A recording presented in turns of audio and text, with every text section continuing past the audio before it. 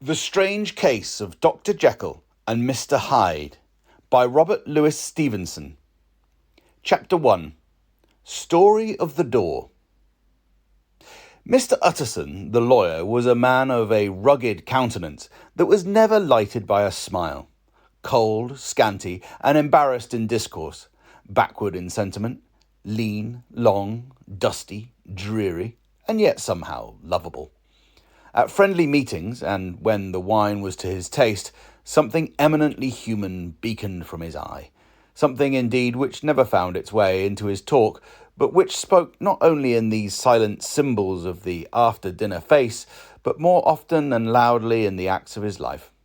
He was austere with himself, drank gin when he was alone, to mortify a taste for vintages, and, though he enjoyed the theatre, had not crossed the doors of one for 20 years. But he had an approved tolerance for others, sometimes wondering, almost with envy, at the high pressure of spirits involved in their misdeeds, and in any extremity inclined to help rather than to reprove. "I incline to Cain's heresy," he used to say quaintly. "I let my brother go to the devil in his own way." In this character, it was frequently his fortune to be the last reputable acquaintance and the last good influence in the lives of down-going men. And to such as these, so long as they came about his chambers, he never marked a shade of change in his demeanour. No doubt the feat was easy to Mr. Utterson, for he was undemonstrative at the best, and even his friendships seemed to be founded in a similar catholicity of good nature. It is the mark of a modest man to accept his friendly circle ready-made from the hands of opportunity, and that was the lawyer's way. His friends were those of his own blood, or those whom he had known the longest. His affections, like ivy, were the growth of time. They implied no aptness in the object. Hence, no doubt, the bond that united him to Mr. Richard Enfield, his distant kinsman, the well-known man about town. It was a nut to crack for many, what these two could see in each other, or what subject they could find in common. It was reported by those who encountered them in their Sunday walks that they said nothing, looked singularly dull, and would hail the obvious relief the appearance of a friend. For all that, the two men put the greater store by these excursions, counted them the chief jewel of each week, and not only set aside occasions of pleasure, but even resisted the calls of business, that they might enjoy them uninterrupted. It chanced on one of these rambles that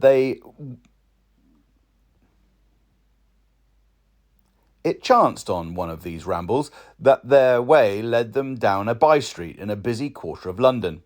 The street was small and what is called quiet, but it drove a thriving trade on the weekdays.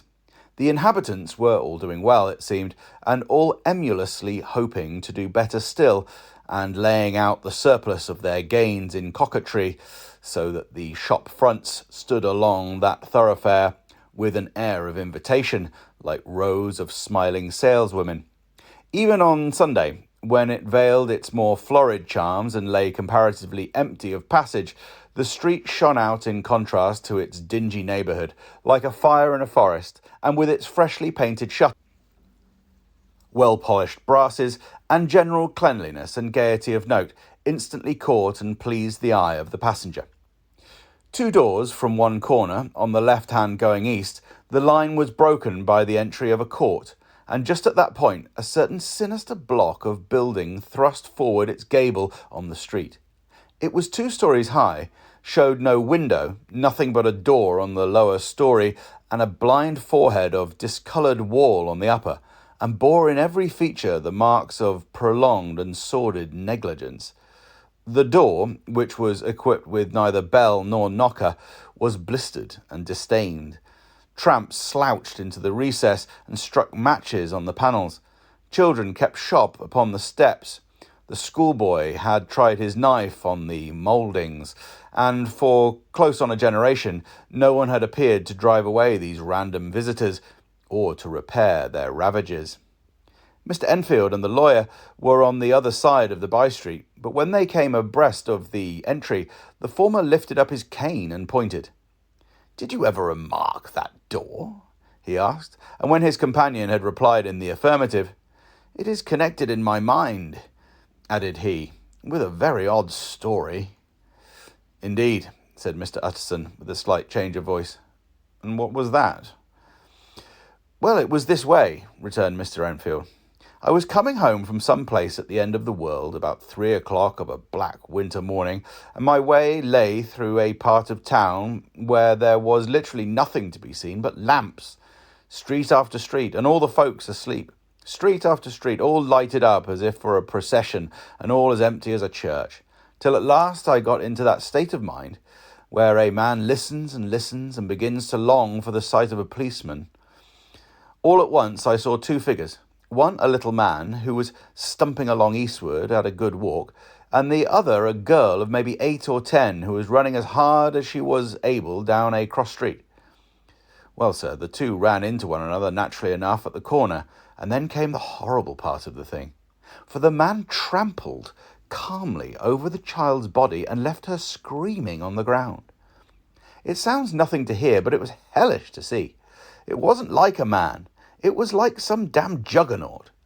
I gave a view halloa, took to my heels, collared my gentleman, and brought him back to where there was already quite a group about the screaming child. He was perfectly cool and made no resistance, but gave me one look so ugly that it brought out the sweat on me like running. The people who had turned out were the girl's own family, and pretty soon the doctor, for whom she had been sent, put in his appearance.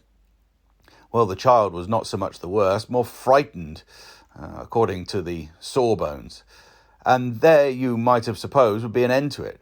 But there was one curious circumstance. I'd taken a loathing to my gentleman at first sight, so had the child's family, which was only natural. But the doctor's case was what struck me. He was the usual cut-and-dry apothecary, of no particular age and colour, with a strong Edinburgh accent, and about as emotional as a bagpipe. Well, sir, he was like the rest of us. Every time he looked at my prisoner, I saw that Sawbones turned sick and white with the desire to kill him. I knew what was in his mind, just as he knew what was in mine, and killing being out of the question, we did the next best. We told the man we could and would make such a scandal out of this as should make his name stink from one end of London to the other. If he had any friends or any credit, we undertook that he should lose them. And all the time we were pitching it in red hot. We were keeping the women off him as best we could, for they were as wild as harpies. I never saw a circle of such hateful faces. And there was the man in the middle, with a kind of black, sneering coolness. Frightened, too, I could see that, but carrying it off, sir, really like Satan. "If you choose to make capital out of this accident," said he, "I am naturally helpless. No gentleman but wishes to avoid a scene," says he. "Name your figure." Well, we screwed him up to £100 for the child's family. He would have clearly liked to stick out, but there was something about the lot of us that meant mischief, and at last he struck. The next thing was to get the money, and where do you think he carried us but to that place with the door? Whipped out a key, went in, and presently came back with a matter of £10 in gold and a cheque for the balance on Coutts, drawn payable to bearer and signed with a name that I can't mention, though it's one of the points of my story. But it was a name at least very well known and often printed. The figure was stiff, but the signature was good for more than that, if it was only genuine. I took the liberty of pointing out to my gentleman that the whole business looked apocryphal, and that a man does not, in real life, walk out a cellar door at 4 a.m. and come out of it with another man's cheque for close upon £100. But he was quite easy in sneering. "Set your mind at rest," says he. "I will stay with you until the bank's open and cash the cheque myself." So we all set off, the doctor and the child's father and our friend and myself, and passed the rest of the night in my chambers, and next day, when we had breakfast, went in a body to the bank. I gave in the cheque myself, and said I had every reason to believe it was a forgery. Not a bit of it. The cheque was genuine. "Tut, tut," said Mr. Utterson. "I see you feel as I do," said Mr. Enfield. "Yes, it's a bad story. For my man was a fellow that nobody could have to do with, a really damnable man, and the person that drew the cheque is the very pink of the proprietaries.